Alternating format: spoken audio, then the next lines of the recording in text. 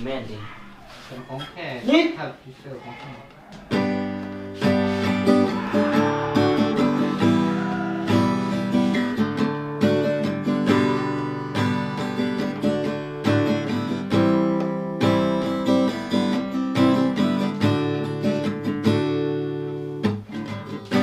กักขังตัวเองไว้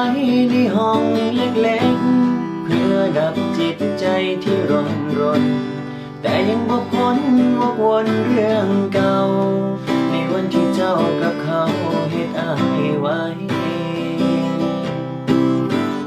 มันเร็วเกินไปที่ต้องจากเลยบ่อาจดึงความหักของคนเร่ร่อน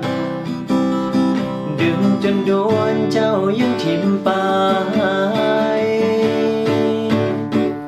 ได้แต่เลี้ยวมองเมื่อเจ้าจากหาเขาไปอย่างสงบ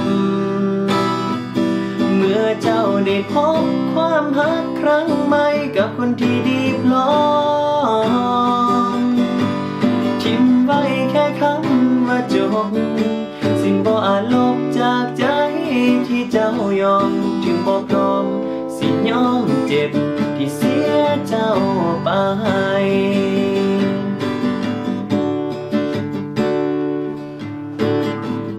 บอกใจเจ้าของไว้ว่าเจ้าไปบ่กลับหลับยังฝืนสะอื้นยังนอน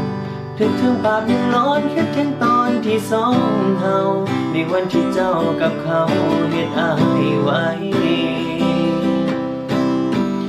มันเร็วเกินไปที่ต้องจากเลยบ่อาจดึงความหักของคนเดรวน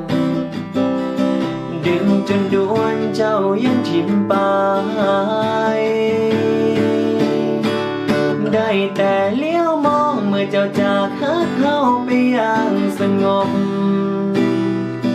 เมื่อเจ้าได้พบความหักครั้งใหม่กับคนที่ดีพร้อ